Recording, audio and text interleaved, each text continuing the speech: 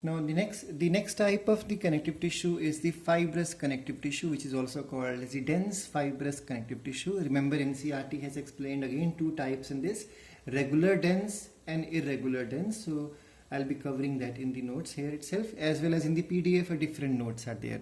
So the dense fibrous connective tissue has compact, because by the moment you say dense, you understand the packing is going to be compact packing. So compactly packed, sorry for the English mistake, the compactly packed fibers and fibroblasts are there in the matrix, and there are two types of it possible, white or the yellow one. So white fibrous connective tissue or the dense fibrous connective tissue is a modification again of the areolar connective tissue and have small amount of matrix. So matrix is less because it is nicely packed with large number of closely packed bundles of white fibers and which are thicker than those of the areolar connective tissue, so it provides more strength.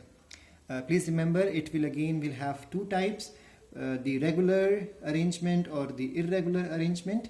So if it is dense regular type, it is called as tendon. We all know about it.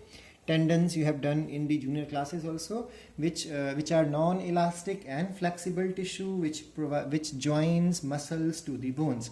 So tendon is an example of dense regular white fibrous connective tissue. We can even have the dense irregular also, which is called as sheath. We'll be learning about sheath on the next pages. Regarding bones, this topic will come.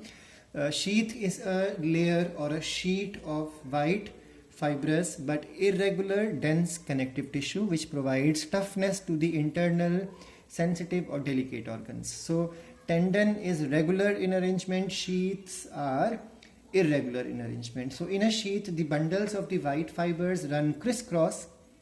Fibroblasts are not in rows but scattered, and it is also called as dense irregular fibrous connective tissue. It is for protection of these important organs. It forms a sheath around heart. It forms a sheath around cartilage, even the bones also. Now that's why it is called as perichondrium in the cartilage. It is called periosteum in bones. It is even surrounding the testes for hardness. Even surrounds the muscles, nerves, blood vessel. All of these structures are important for us. So a white sheath surrounds all of them.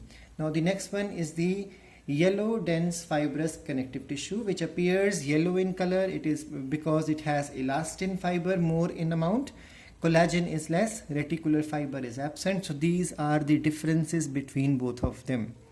Then in elastic membranes of the arteries, trachea, vocal cords, yellow one is present and it forms ligament. So remember, the white one will form tendon and the yellow one will form the ligament. Ligament is elastic as well as flexible tissue which joins bones to the bones. Please remember these points which are different because NCERT has covered this thing also. Regular as well as irregular topic is dealt in NCERT also. So the yellow fibrous one is again a modification of areolar connective tissue with numerous closely packed elastin or yellow fibers which are similar to but thicker than that of the areolar connective tissue. Small sized white fibers are present but the reticular fibers are absent. Mast cells, fibroblasts, all of them will be there but irregularly arranged, and it is elastic as well as flexible. It forms the ligaments. So this brings us to the next topic, and that is the specialized connective tissue. Diagrams will be there uploaded in the PDF, don't worry for that. Now the specialized connective tissue, specialized one is reticular and mucoidal as well as pigmented. Let's start with the easiest one. A connective tissue which has pigment in it. So a large amount of pigment in these cells, in the cytoplasm of these cells. So these cells can also be called special cells as chromatophores. Chroma means color and phore means to carry. Now where is it present? It is present in the iris, same thing in the eyes, in the skin, dermis, melanin, pigment. That's why some are darker in shade. Indian skin is darker compared to the foreigners, so that melanin is responsible for it, which is a pigmented specialized connective tissue. It is present in the choroid layer of the eye as well as ciliary body of the eye. It gives color to the structure where it is present. Now, mucoidal mucoidal connective tissue is also called as the embryonic tissue. Now we all know that in junior classes, you have, even in 10th class, you have done the structure of eye. You have learned that there are two compartments in the eye, or chambers in the eye. The back chamber is called as vitreous chamber. It carries a jelly type of thing inside, which is called as Wharton's jelly. So Wharton's jelly with few collagen fiber and fibroblasts are present in the mucoidal connective tissue. And this tissue is present in the umbilical cord. It is present in the vitreous chamber of the eyeball. Now, what is the function of umbilical cord? We all know that the fetus is joined to the placenta with the help of the umbilical cord, and we all know the importance of the vitreous humor, or the liquid present in the back chamber of the eye. So these are the examples of embryonic connective tissue. Now the last one is the reticular connective tissue, which is lymphoidal type in nature, so it is more to do with lymph, and a reticulin protein is present in it. It's a fiber. Matrix is the lymph matrix. Lymphocytes are more, so it has more WBCs in it.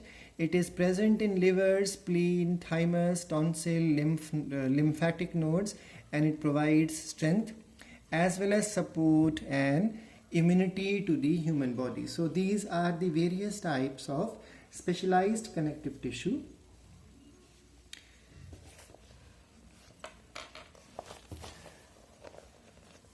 Now in the next class, we will start with the skeletal connective tissue. That means we'll talk about cartilage and we will talk about bones.